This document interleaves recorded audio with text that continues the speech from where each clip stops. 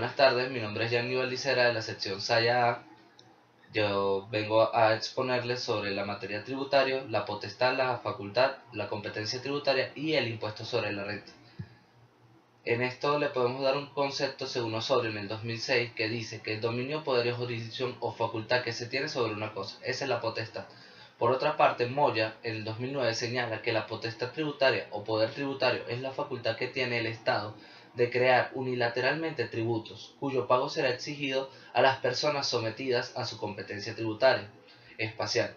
Esto, en otras palabras, importa que el poder coactivo estatal de compeler a las personas para que le entreguen una porción de sus rentas o patrimonio, cuyo destino es el de cubrir las erogaciones que implica el cumplimiento de la finalidad de atender las necesidades públicas. La potestad tributaria, considerada en un plano abstracto, significa por un lado la supremacía y por otro lado una sujeción, es decir, la existencia de un ente que se coloca en un plano superior y preeminente y frente a él a una masa indiscriminativa a individuos ubicados en un plano anterior, según la lesión Antenucci. Esto lo dice Moya en el 2009. Para Villegas, en el 2002, es la facultad que tiene el Estado de crear, modificar o suprimir unilateralmente tributos. La creación obliga al pago por las personas sometidas a su competencia. Esto implica, por tanto, que la facultad de generar normas mediante las cuales el Estado pueda compeler a las personas para la entrega de una porción de sus rentas o patrimonios para atender las necesidades públicas. La potestad tributaria puede ser originaria o derivada, llamada también delegada. La potestad tributaria originaria se le dice así cuando emana de la naturaleza y esencia misma del Estado y en forma inmediata y directa de la Constitución de la República. Nace de la propia Carta Fundamental donde exista constitución escrita o de los principios institucionales donde no exista la misma.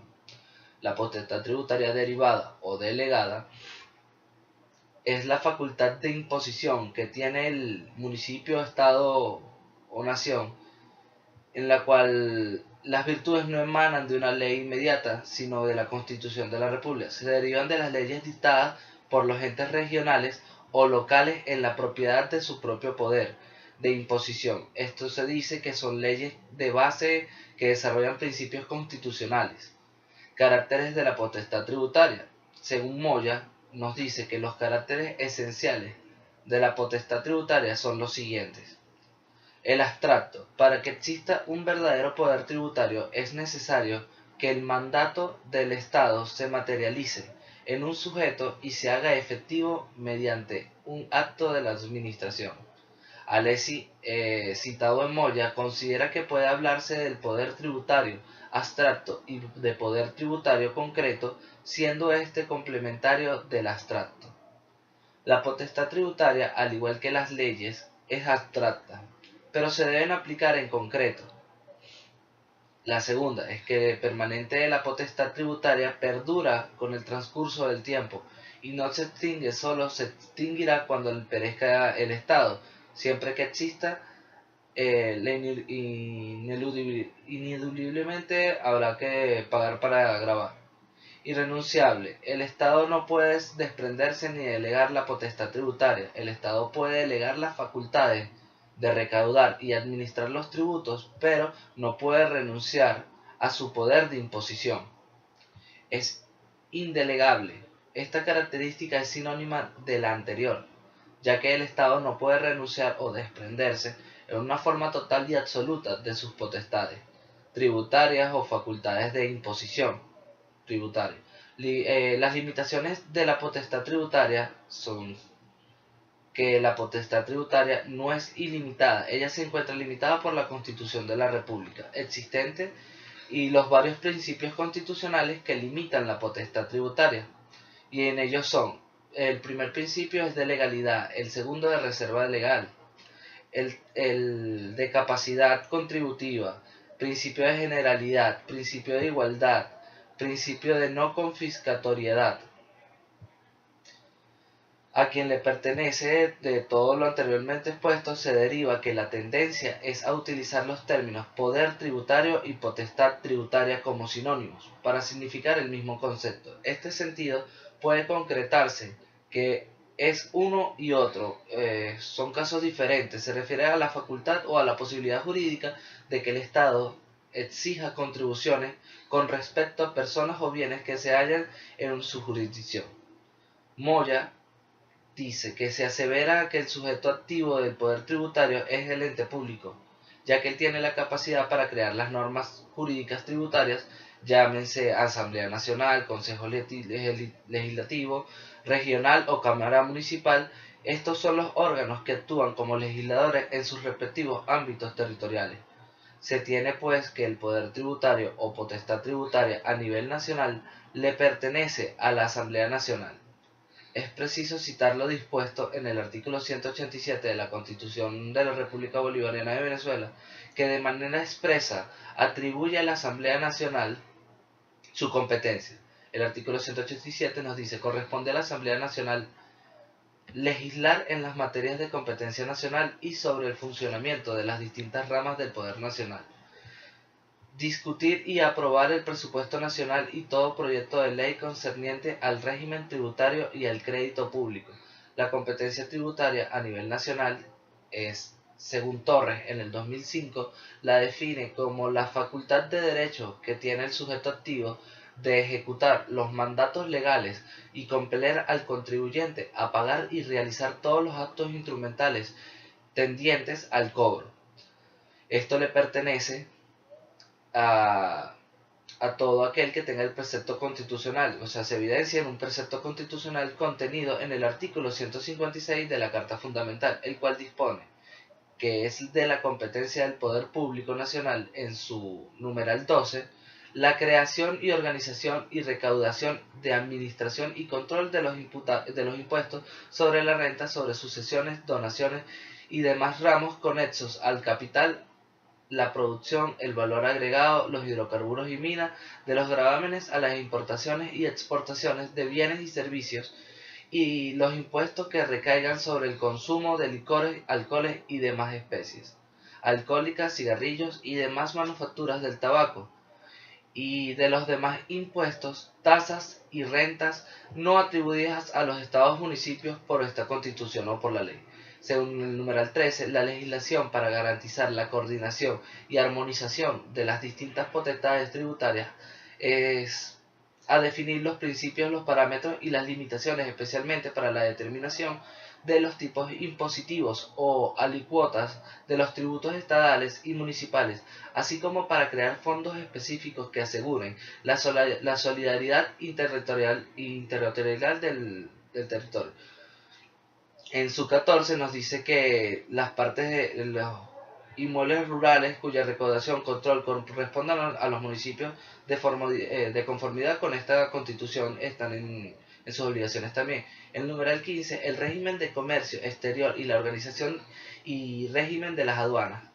En el numeral 16 nos hablan del régimen de administración de las minas de hidrocarburos y el régimen de las tierras baldías y la conservación, fomento y aprovechamiento de los bosques, suelos, aguas y otras riquezas naturales del país. El Ejecutivo Nacional no podrá otorgar concesiones mineras por tiempo indefinido. La ley establecerá un sistema de asignaciones económicas especiales en beneficio de los estados en cuyo territorio se encuentran situados los bienes que se mencionan en este numeral, sin perjuicios de que también puedan establecerse asignaciones especiales en beneficio de otros estados. El numeral 33 nos habla toda otra materia que la presente Constitución atribuye al Poder Público Nacional o que le corresponda por su índole o naturaleza. De igual forma, es necesario traer a colación los artículos 311, 313 de la Carta Magna, los cuales son del tenor siguiente. El artículo 311 nos habla de que la gestión fiscal estará regida y será ejecutada con base en principios de eficiencia y solvencia, transparencia, responsabilidad y equilibrio fiscal. Este se equilibrará en el marco plurianual del presupuesto, de manera que los ingresos ordinarios deberán ser suficientes para cubrir los gastos ordinarios de esto. El Ejecutivo Nacional presentará a la Asamblea Nacional para su sanción legal un marco plurianual para la formulación presupuestaria que establezca los límites máximos de gastos y endeudamiento que hayan de contemplarse en los presupuestos nacionales. La ley establecerá las características de este marco, los requisitos para su modificación y los términos de su cumplimiento. El ingreso que se genere por la explotación de la riqueza del subsuelo y los minerales en general propondrá a financiar la inversión real, productiva, la educación y la salud. Los principios y disposiciones establecidos para la administración económica y financiera nacional regularán la de los estados y municipios en cuanto sean aplicables. El artículo 313 habla sobre que la administración económica y financiera del Estado se regirá por un presupuesto aprobado anualmente. Por ley, el Ejecutivo Nacional presentará a la Asamblea Nacional, en la oportunidad que señale la ley orgánica, el proyecto de ley de presupuesto. Si el Poder Ejecutivo, por cualquier causa, no hubiese presentado a la Asamblea Nacional el proyecto de ley de presupuesto dentro del plazo establecido legalmente o el mismo fuera rechazado por esta, seguirá vigente el presupuesto del ejercicio fiscal en curso. La Asamblea Nacional podrá alterar las partidas presupuestarias, pero no autorizará medidas que conduzcan a la disminución de los ingresos públicos ni gastos que excedan el monto de las estimaciones de ingresos del proyecto de ley del presupuesto. Con la presentación del marco plurianual del presupuesto, la ley especial de endeudamiento y presupuestos anuales, el Ejecutivo Nacional hará explícito los objetivos de largo plazo para la política fiscal y explicar cómo dichos objetivos serán logrados, de acuerdo con los principios de responsabilidad y equilibrio fiscal. Los artículos citados se refieren a que el régimen presupuestario está regido por la máxima de que los ingresos ordinarios, impuestos de aduana sobre la renta y del IVA, regalías petroleras, entre otros, deben ser suficientes para cubrir los gastos ordinarios, mantenimientos de la administración, las reparaciones ordinarias, etc.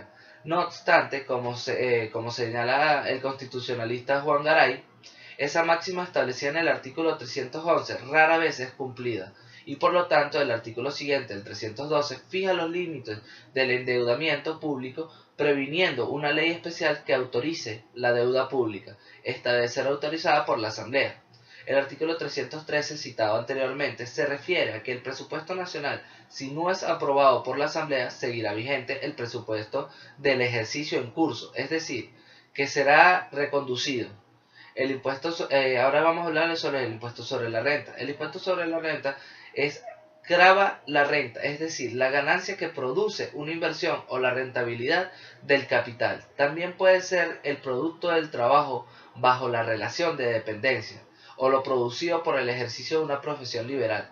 Es un impuesto nacional que grava los enriquecimientos anuales netos y disponibles obtenidos en dinero o en especie. Estos causarán impuestos según las normas establecidas en la ley del ISLR, el impuesto sobre la renta. Según su artículo número 1, dice que tenemos los sujetos. Los sujetos están en el artículo 156 de la Constitución de la República Bolivariana de Venezuela, que nos dice que es de competencia del Poder Público Nacional, según su ordinal 12, la creación de organización, recaudación, administración y control de los impuestos sobre la renta, sobre sucesiones, donaciones y demás ramos conexos a la capital o a la producción, el valor agregado, los hidrocarburos y minas, de los gravámenes a las importaciones y exportaciones de bienes y servicios, de los impuestos que recaigan sobre el consumo de licores, alcoholes y demás especies alcohólicas, cigarrillos y demás manufacturas del tabaco, y de los demás impuestos, tasas y rentas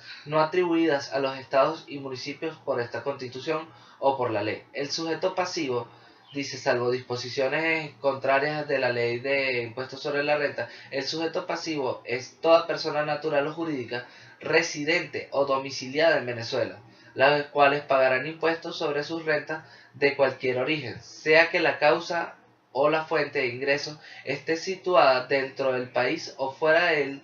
También las personas naturales jurídicas no residentes o no domiciliadas en Venezuela estarán sujetas al impuesto establecido en la ley de impuestos sobre la renta. Dicho de otra forma, estos están sometidos al impuesto sobre la renta. las siguientes personas naturales, las compañías anónimas y las sociedades de responsabilidad limitada.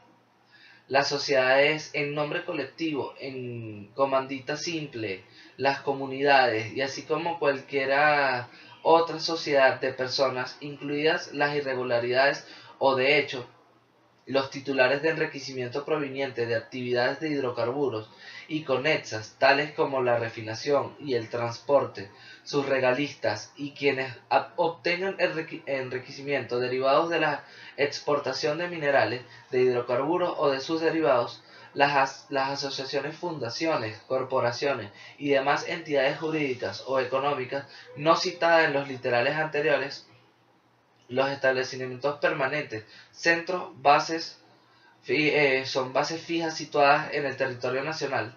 Las herencias yacentes se considerarán contribuyentes asimilados a las personas naturales y las sociedades de responsabilidad limitada en comandita por acciones y las civiles irregulares o de hecho que revista la forma de compañía anónima, de sociedad de responsabilidad limitada o de sociedad en comandita, pero acciones se consideran contribuyentes asimilados a las compañías anónimas. Estos sujetos se dividen en dos grupos, que son las personas naturales y asimilados, los cuales están obligados a declarar y pagar todas las personas naturales y herencias adyacentes asimiladas, estas que hayan obtenido durante el ejercicio económico un enriquecimiento neto anual superior a 1000 unidades tributarias o ingresos superiores a 1500 unidades tributarias. De igual manera, estas personas están obligadas a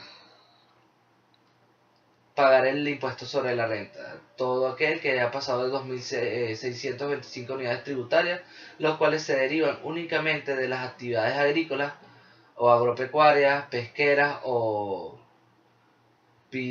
a nivel primario, dispuesto en esta ley. Están obligadas a presentar declaraciones definitivas conforme a los enriquecimientos obtenidos dentro y fuera del país, atribuibles a dicha base fija. En caso de las personas naturales no residentes, están obligados al cumplimiento de este deber formal, cualquiera que sea el monto de sus enriquecimientos. Las personas jurídicas y asimilados, al igual que las personas naturales, las personas jurídicas, incluyendo a las que se dedican a actividades mineras y de hidrocarburos, están obligadas a presentar una declaración definitiva por lo que en los enriquecimientos netos o pérdidas que obtengan durante el ejercicio.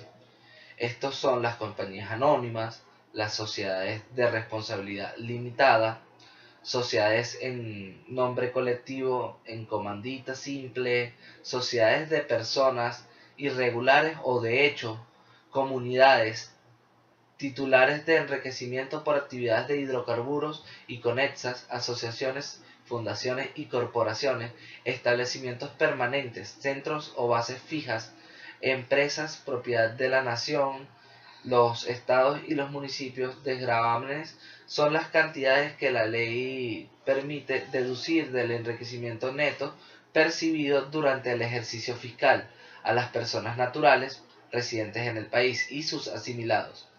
El resultado obtenido después de la aplicación de la correspondiente rebaja sirve de base para la aplicación de la tarifa prevista en esta ley.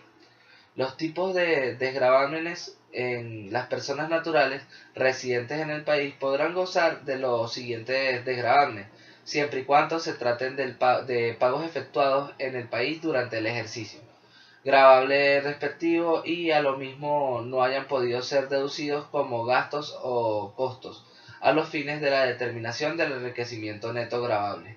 Lo pagado en los institutos docentes del país por la educación de los contribuyentes y sus descendientes no mayores de 25 años. Este límite de edad no se aplicará a los casos de educación especial. Lo pagado por el contribuyente a empresas domiciliadas en el país por concepto de primas de seguro de hospitalizaciones, cirugía y maternidad. lo pagado por servicios médicos, odontológicos y de hospitalización prestados en el país al contribuyente y a las personas a su cargo, es decir, ascendientes o descendientes directos en el país. Lo pagado por concepto de cuota de intereses en los casos de préstamos obtenidos por el contribuyente para la adquisición de su vivienda principal, o de lo pagado por concepto de alquiler de vivienda que le sirve de asiento permanente del hogar. Este gravamen no podrá ser superior a 1000 unidades tributarias en el caso del pago de cuotas y de 800 unidades tributarias en el caso de alquiler. Estos gravámenes deben estar soportados. Sin embargo, la ley del impuesto sobre la renta plantea otro tipo de desgravamen llamado desgravamen único, el cual podrá optar los contribuyentes, personas naturales, siempre y cuando los mismos no hayan elegido los desgravámenes anteriores. Dicho el desgravamen único es de 774 unidades tributarias, las cuales quedan en rebaja a las personas que sean personas naturales residentes en el país gozarán de una rebaja de impuesto equivalente a 10 unidades tributarias anuales, el cual será igual por cada carga familiar que tenga el contribuyente. Las rebajas del impuesto al contribuyente por carga familiar son de 10 unidades tributarias por el cónyuge, no separado de bienes, a menos que éste declare que por separado, en cuyo caso la rebaja corresponderá a uno de ellos de 10 unidades tributarias. Por cada ascendiente o descendiente directo residente en el país, se aceptúan a los descendientes mayores de edad, con excepción de que estén incapacitados para trabajar o estén estudiando y sean menores de 25 años. La determinación de los ingresos brutos globales y disponibles son que los ingresos brutos pueden definirse como los beneficios económicos que obtiene una persona natural o jurídica por cualquier actividad que realice, sin tomar en consideración los costos o deducciones en que haya incurrido para obtener dichos ingresos. El ingreso bruto global está de acuerdo en lo establecido en la Ley de Impuestos sobre la Renta, que esté constituido por todas las rentas obtenidas por el contribuyente en el ejercicio de cualquiera de estas actividades, venta de bienes y servicios, con excepción de los provenientes de la enajenación de la vivienda principal, caso en el cual deberá tomarse en consideración lo previsto en el artículo 17 de la ley y el artículo 194 del reglamento de arrendamiento. Los proventos regulares o accidentales producidos por el trabajo, bien sea relación de dependencia o por el libre ejercicio de profesionales no mercantiles, los provenientes de regalías y participaciones análogas. Para la determinación de las rentas extranjeras se aplicará al tipo de cambio prometido en el ejercicio fiscal en este país, conforme a la metodología usada por el Banco Central de Venezuela.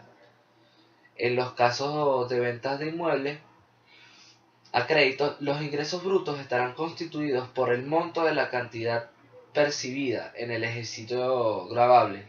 Por tales conceptos, la oportunidad en la cual un enriquecimiento se considera disponible para su beneficiario no solo interesa a los fines de cumplir con uno de los requisitos esenciales para que un ingreso sea gravable, sino también influirá sobre la oportunidad en la cual se considerarán deducibles los gastos imputables a dichos ingresos, debido a que los ingresos y gastos deberán estar pagados a los bienes de admitir su deducibilidad de la determinación del enriquecimiento neto. La ley de impuestos sobre la renta establece que los ingresos brutos percibidos por el contribuyente durante el ejercicio gravable están conformados por montos de venta de bienes y servicios en general, así como lo percibido por concepto de cualquier actividad económica. Para determinar el enriquecimiento neto gravable por el impuesto sobre la renta, se tomará la totalidad de los ingresos brutos percibidos por el contribuyente y se le restarán los costos provenientes de los productos enajenados y de los servicios prestados dentro del país, entre los cuales la ley cita que el costo de la adquisición de los bienes destinados a ser revendidos o transformados en el país así como el costo de los materiales y de otros bienes destinados a la producción de la renta, son las comisiones usuales siempre y cuando las mismas no correspondan a cantidades fijas, sino a porcentajes normales, calculados sobre el precio de la mercancía, que sean cobradas exclusivamente por la realización de gestiones relativas o la adquisición o compra de bienes. Los gastos inherentes a transportes y seguros de los bienes invertidos en la producción de la renta, estos costos mencionados anteriormente se los restamos al ingreso bruto, y luego el contribuyente procederá a este monto obtenido deducir los gastos o egresos, que son las deducciones realizadas por este durante el ejercicio gravable. El enriquecimiento neto son los gravables, son los ingresos brutos. Estos costos más las deducciones son determinaciones del impuesto sobre la renta a pagar. Las personas naturales deben determinar la renta neta mundial gravable. Para ello deberán sumar el enriquecimiento neto de fuente territorial al enriquecimiento neto extraterritorial. El enriquecimiento neto corresponde al incremento de patrimonio que resulte después de restar estos dos ingresos brutos, sus costas y sus deducciones. Está establecido en la ley que respecto al enriquecimiento neto de la fuente territorial del ajuste o por la inflación, en el caso de que los ingresos solo se correspondan a sueldos, salarios y remuneraciones similares obtenidas por la prestación de servicios personales bajo la relación de dependencia. Estos equivalen al enriquecimiento neto. Estos beneficios, estos incentivos fiscales, a fin de lograr el desarrollo económico integral del país, y nos dice que la Ley de Impuestos sobre la Renta y otros decretos del Ejecutivo Nacional establecen una serie de incentivos fiscales, dentro de los cuales se pueda citar como fundamentales los desgravámenes y rebajas de impuestos para determinados contribuyentes. Existen además otro grupo de actividades que no persiguen los especulativos, ni siquiera mercantiles, como es el caso de las instituciones benéficas, de asistencia social y de algunos beneficios derivados del trabajo, por lo cual dichas actividades deben ser excluidas de la actividad tributaria. Tomando en cuenta esta situación, el legislador estableció que la Ley de Impuestos sobre la Renta tiene las exenciones y las exoneraciones. ¿Cuáles son sus diferencias entre exención y exoneración? Que la exención consiste en la dispensa total o parcial del cumplimiento de la obligación tributaria otorgada por la ley, en cuyo caso sus beneficiarios estarán obligados a informar a la Administración Tributaria para su debida fiscalización y control. En cambio, la exoneración consiste en la dispensa total o parcial del cumplimiento de la obligación tributaria otorgada por el Ejecutivo Nacional. En casos autorizados por la ley, al igual que las exenciones, sus beneficiarios están obligados a informar a la Administración Tributaria para su debida fiscalización y control. Las exenciones están exoneradas al pago de este tributo las entidades venezolanas de carácter público del Banco Central de Venezuela y el Fondo de Inversiones de Venezuela, así como los demás institutos oficiales autónomos que determine la ley, como por ejemplo los agentes y demás funcionarios diplomáticos extranjeros acreditados en la República, por las remuneraciones que reciban de su gobierno. También los agentes consulares y otros agentes o funcionarios de gobierno extranjero que con autorización del gobierno nacional residan en Venezuela, por las remuneraciones que reciban de sus gobiernos y las rentas que obtengan los organismos internacionales y sus funcionarios, de acuerdo con lo previsto en los convenios internacionales suscritos por Venezuela. Las instituciones benéficas y de asistencia social, siempre que sus enriquecimientos se hayan obtenido como medio para lograr los fines antes señalados, siempre que en ningún caso distribuyan ganancias, beneficios o de cualquier naturaleza, o parten de alguna de sus patrimonios a sus fundadores, asociados o miembros, y que se realicen los pagos de título o de reparto de las utilidades o de sus patrimonios. Los trabajadores o sus beneficiarios, por las indemnizaciones que reciban con ocasión de trabajo, cuando les sean pagadas conforme a la ley o a contratos de trabajo, por los intereses y el producto de los fideicomisos constituidos conforme a la ley, que es la Ley Orgánica del Trabajo, y por productos de fondo de retiro y de pensiones. Los asegurados y sus beneficiarios por las indemnizaciones que reciban en razón de contratos de seguro, pero deberán incluirse en los ingresos brutos, aquellas que compensen pérdidas que hubieran sido incluidas en el costo o en las deducciones. Los pensionados y jubilados por las pensiones que perciban por concepto de invalidez, retiro o jubilación, aun en el caso de que tales pensiones se traspasen a sus herederos conforme a la legislación que los regula. Los donatarios y herederos y legatarios por las donaciones, herencias y legados que perciban los afiliados a las cajas cooperativas de ahorro y a los fondos o planes de retiro, jubilación e invalidez por los aportes que hagan las empresas u otras entidades a favor de sus trabajadores, siempre que correspondan a planes de carácter general y único establecidos a todos los trabajadores de las empresas que pertenezcan a una misma categoría profesional de las empresas que traten mientras se mantengan en la caja o cooperativas de ahorro, así como también los frutos o preventos derivados de tales fondos. Las personas naturales por los enriquecimientos provenientes de intereses generados por depósito a plazo fijo, cédulas hipotecarias, certificados de ahorro y cualquier otro instrumento de ahorro previsto en la Ley General de Bancos o en leyes especiales, así como los rendimientos que obtengan por inversiones efectuadas en fondos naturales de inversión de oferta pública, las instituciones de ahorro y previsión social. Los fondos de ahorro y previsión social son los fondos de las pensiones y de retiros por los enriquecimientos que obtengan en un desempeño de las actividades que les son propias. Las empresas estatales nacionales que se dediquen a la explotación de hidrocarburos y actividades conexas, por los enriquecimientos extraordinarios provenientes del comercio que sean reconocidos por sus asociados o los activos representados por estudios previos, informaciones, conocimientos e instructivos técnicos, las fórmulas, los datos, las grabaciones, las películas y otros bienes de similar naturaleza relacionados con los proyectos de objeto de asociación y a ser destinados al desarrollo de los mismos, en virtud de los convenios de asociación que dichas empresas celebran.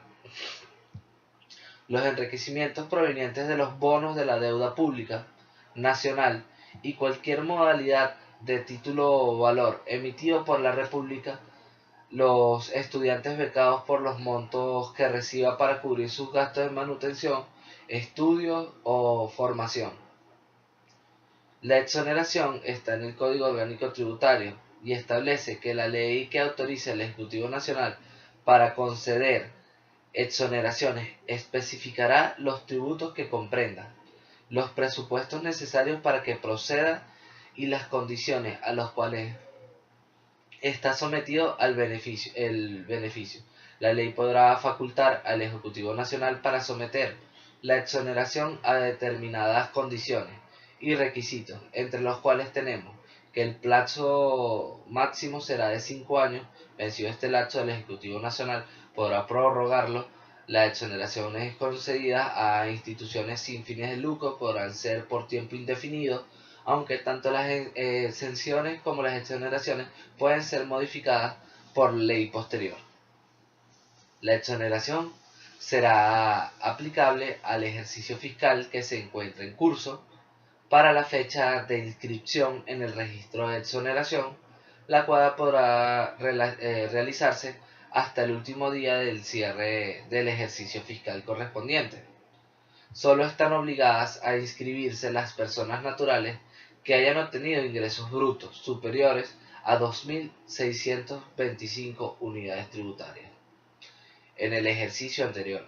La exoneración es aplicable en los siguientes casos: los ejercicios que inicien en los años 2000, 2001 y 2002, la dispensa será del 100% del impuesto. Los ejercicios que inicien en el año 2003, la exoneración será del 90%. Los que se inicien en el 2004, la exoneración será del 70%. Los ejercicios que se inicien en el 2005, la dispensa será del 60%. Los que se inicien en el 2006, la exoneración será de un 50%. En los que empiecen en el 2007, la exoneración será de un 30% del impuesto. Y en ningún caso la exoneración será aplicable a los ejercicios fiscales que se inicien con posterioridad al 31 de diciembre del 2007, es decir, en el año 2008 las tarifas aplicables a los sujetos pasivos. La tarifa número 1 se aplica a las personas naturales domiciliadas en el país y a las herencias yacentes domiciliadas o no en el país sobre la totalidad de los enriquecimientos obtenidos con excepción de los exentos, exonerados y los sujetos a impuesto proporcional, a las fundaciones, asociaciones sin fines de lucro sobre la totalidad de los enriquecimientos obtenidos con la excepción de los exonerados, exentos sujetos al impuesto proporcional, no dedicadas a la explotación de hidrocarburos o actividades conexas. La tarifa fijada es proporcional señalada en unidades tributarias. De esta manera, las personas naturales tienen una fracción, que son los porcentajes que se sustraen hasta 1000 unidades tributarias del 6% al 0, se sustrae el 0%. Cuando se excede de 1000 a 1500 es el 9%, se sustrae un 30%. El exceso de 1500 a 2000 es un 12%, se sustrae el 75%. De 2000 a 2500 es un 16%, o sea que se sustrae un 155%. El exceso de 2500 a 3000 unidades tributarias tiene como un porcentaje de 20% y se sustrae un 275%. El exceso de 4000 a 6000 unidades tributarias es del 29% y se sustrae un 575%. El exceso de 6000 unidades tributarias es del 34% y se sustrae un 875%. La tarifa número 2 se aplica a las compañías anónimas y a los contribuyentes asimilados a estas, que no realicen actividades de hidrocarburos o conexas. Las sociedades o corporaciones extranjeras, cualquiera sea su forma, las entidades jurídicas o económicas a las que se refiere la ley, la tarifa fijada en unidades tributarias es como se señala a continuación. Las personas jurídicas por fracción. El porcentaje es de comprendido hasta 2000 unidades tributarias es de 15 y se sustrae un 0%. El exceso de 2000 hasta 3000 unidades tributarias es un porcentaje de 22% y se sustrae un 140.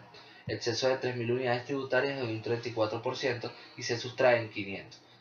La tarifa número 3 se aplica a los contribuyentes que solo perciban regalías o participaciones mineras y demás participaciones análogas con una tasa proporcional del 60%, y a las que se dediquen a la explotación de hidrocarburos y actividades conexas a una tasa proporcional del 50%. Las sanciones son las penas que se le imputan a las personas naturales o jurídicas que incumplan con lo estipulado en la ley.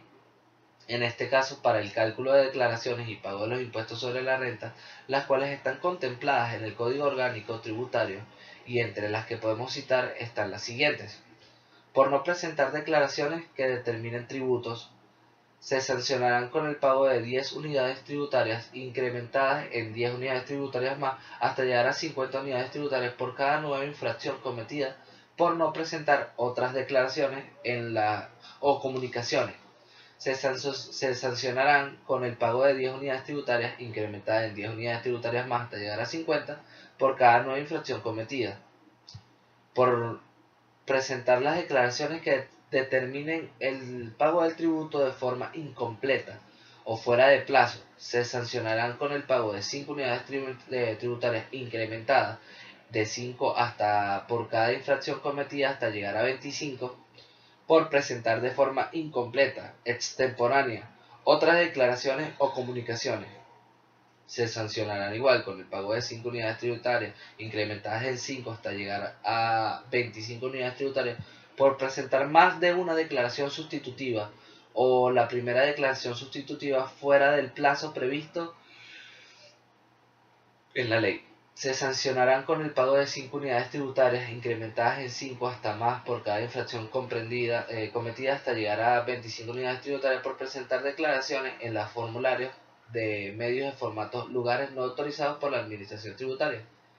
Se sancionarán con 5 unidades tributarias, incrementadas en 5 hasta llegar a 25, por no presentar o presentar extemporáneamente las declaraciones sobre inversiones en jurisdicciones de baja imposición fiscal, y se sancionará con el pago de 1.000 unidades tributarias a 2.000 unidades tributarias si no presenta la declaración respectiva, y de 255 a 750 unidades tributarias por presentarla con retardo, aplicables a los agentes de retención, cuando se aplican las sanciones que oscilan entre 2.000, entre 2 límites de esta. Se aplicará el término medio, conforme a lo previsto en el artículo 37 del Código Penal.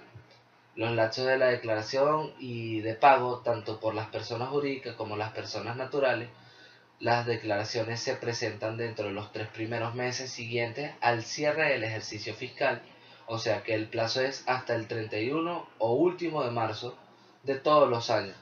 El pago para las personas jurídicas se debe hacer junto con la presentación de la declaración, y el pago para las personas naturales puede ser fraccionado según como estipula la providencia número SNAT del 2002, y en la Gaceta número 37.660 del 2803 del 2008.